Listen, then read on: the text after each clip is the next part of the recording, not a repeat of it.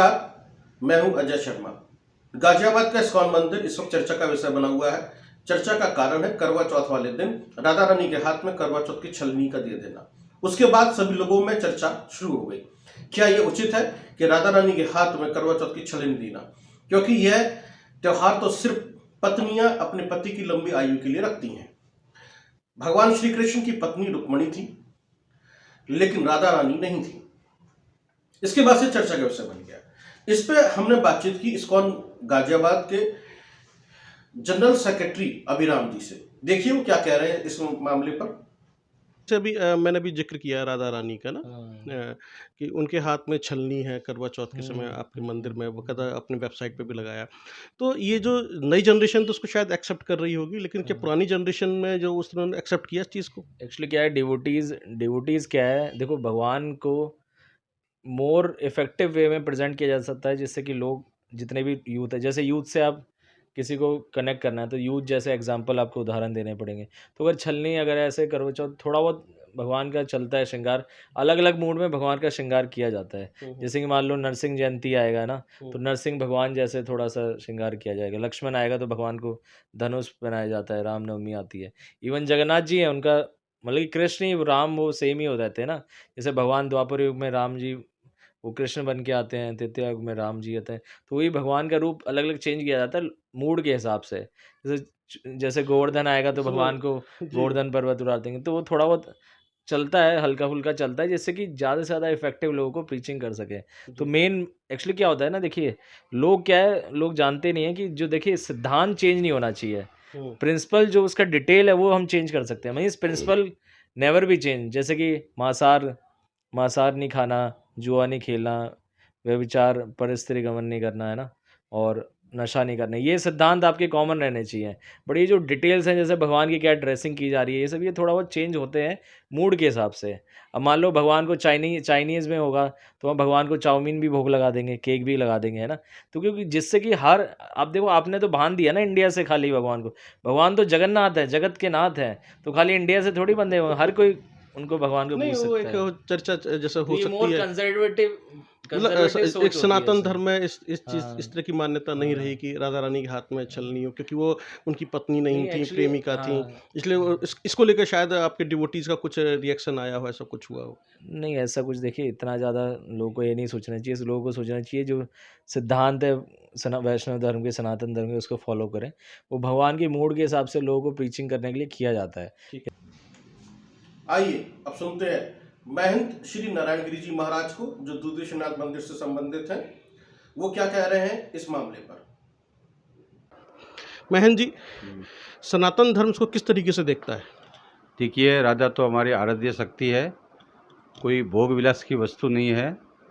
और भगवान कृष्ण की आदि शक्ति, उनका कोई पत्नी नहीं थी। लोग भ्रांति है उनका कि किसी भी मंदिर में राधा और कृष्ण जी का मूर्ति स्थापना होती है। तो और तो आराध्य शक्ति जो भगवान उनकी भी उपासना करते थे कि राधा जो है, भगवान कहते थे कि राधा जो है उनका मैं चरणों की रज भी नहीं हूँ। तो वो जो है भगवान कृष्ण भगवान की जो परमात्मा की शक्ति आदि शक्ति थी, अगर आप राधा को उल्टा करेंगे तो धारा बन जाती है। तो जीवन की जो परमात्मा के जीवन की धारा थी वो राधा थी। और राधा हमारा आध्यात्मिक चिंतन का और ये शक्ति जो श्री माँ विद्या के रूप में स्थापित है। जैसे 9 देवियाँ होती है, 9 दुर्गे है, 10वां विद्या है, उन सब से ऊपर जो है राधा महाशक्ति के रूप में उनकी उपासना होती है, आराधना होती है। कुछ अथाकथित संप्रदाय जो कि भोगवादी संप्रदाय है, कुछ भारत में बहुत सी ऐसी संस्थाएं और संप्रदाय है जो केवल हमेशा से भोग को बढ़ावा देती है और बहुत सी जो मानसिकता को विकृत मानसिकता करती है। ऐसे लोगों के द्वारा ऐसे कृत्य करते हैं वो जो निंदनीय है। और एक तरह से ऐसे लोगों का हमें जो है जवाब देना है। हमेशा से धर्म जो है वो कोई आध्यात्मिक है, वो कोई आधुनिक नहीं है, ना कोई पुरातन है। वो तो धर्म शाश्वत है कि मोहवान से जीव लोग जीव बुधा सनातना, ये अनादिकाल से ही चले आ रहा है। उसमें कोई भी उसको जो है उसको बिगाड़ नहीं सकता है कुछ को। तो कहते हैं कि निर्वाण मोह जिसंग अध्यात्म कामा धुंधेर भी मुक्ता सुख दुख संगे गचिन बुढ़ापद में मिटते। तो सब प्रकारों का द्वंद्व को उत्पन्न करने वाले ये जो शक्तियाँ हैं, उन शक्तियों को वैदिक सनातन धर्म वालों को जवाब देना चाहिए। और ये इस तरह से जो कृत्य हुआ है वो जो निंदनीय है और इसकी हम जो है कड़े शब्दों में निंदा करते हैं। हर हर महादेव, जय हो। जिस तरीके से इस्कॉन मंदिर का विराम कह रहे हैं कि हम यूथ को अट्रैक्ट करने के लिए सब कुछ किया है, और उनकी जो स्टेटमेंट है वो इसी तरीके के आए हैं। अगर आप सुनेंगे तो समझेंगे कि आखिरकार यूथ को अट्रैक्ट करने के लिए, मतलब भगवान का श्रृंगार करने के लिए हम किसी भी तरह की इस तरह की चीज़ों का इस्तेमाल कर सकते हैं। तो उन्होंने एक श्रृंगार का पार्ट भी इसको बताने की कोशिश की है। वो तो कुछ पहले भी कुछ पंडित जो है पाखंडी लोगों ने जो है भगवान कृष्ण जी को जो वृंदावन के अंदर में बेल्ट वगैरह जो है उनको, और जो वो बोलते हैं कि पेंट वगैरह पहना दिया था, तो उस टाइम भी बहुत निंदा हुई थी। भारत का युवक जो है वो हमेशा चेतन है, वो समझता है और अपने धर्म के प्रति, अपने परंपराओं के प्रति समझता है। इसको धर्म को कोई आधुनिक बनाने की ज़रूरत नहीं है, वो तो स्वयं ही वो जो है हमेशा से नया। हम लोग कभी भी किसी का पाठ करते हैं, कोई देवी देवताओं का, तो रोज़ हमारे अंदर में नई शक्ति, नई ऊर्जा उत्पन्न होती है। तो हमारी जो है जितने भी हमारे युवक है, आज का युवक जो है भारत के जो वैदिक सनातन धर्म वाला है, वो स्वयं समझता है इस बात को, और उससे कोई आधुनिक रूप और इसमें जो है कृत्य, जो ये जो निंदा वाले कृत्य है, पाप वाला कृत्य है, इस कृत्य को समझाकर आप आधुनिक नहीं बना सकते।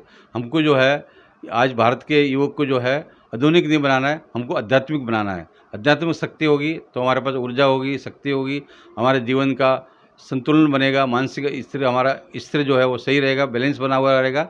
इसीलिए आज के युवक को आध्यात्मिक बनाना है, ना कि आधुनिक बनाना है। तो हम इस बात के लिए उन लोगों की जिसने ये कृत्य किया है उसकी हम निंदा करते हैं। अभी आपने सुना महंत नारायणगिरी महाराज जी ने इसकी निंदा की और इसे सही नहीं बताया है। अब बात कर लेते हैं इस्कॉन मंदिर के अनुयायी के बारे में। जो इस्कॉन मंदिर जाते हैं उनके पास उनकी सदस्यता भी है और वो राधा रानी के, भगवान श्री कृष्ण के परम भक्त हैं। मैं बात कर रहा हूं डॉक्टर ब्रजपाल त्यागी की। डॉक्टर ब्रजपाल त्यागी ने इस मामले में क्या कहा, उसको सुनिए गौर से और समझिए। क्या इस्कॉन मंदिर गाजियाबाद को डॉक्टर ब्रजपाल त्यागी से सबक नहीं लेना चाहिए? यदि आप अपने ही अनुयायियों को नाराज करेंगे तो क्या होगा, सुनिए। हम बात कर रहे हैं डॉक्टर ब्रजपाल त्यागी से। डॉक्टर ब्रजपाल त्यागी एक समाज सेवी भी हैं और राधा रानी के बहुत बड़े भक्त भी हैं, इस्कॉन से भी जुड़े हुए हैं। तो उन्हीं से समझते हैं जो इस्कॉन मंदिर जाते हैं, राधा रानी के भक्त हैं, वो क्या सोचते हैं इसको लेकर। डॉक्टर साहब, मेरा सीधा सवाल है आपसे।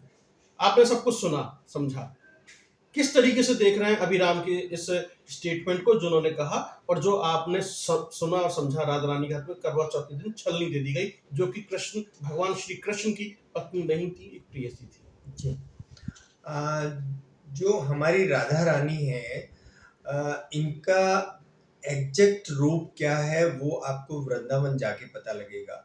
जब हम वृंदावन जाते हैं तो वहाँ अगर हमें किसी से रास्ता पूछना है तो राधे राधे बोलते हैं, अगर किसी को रास्ते से हटाना है तो राधे राधे बोलते हैं।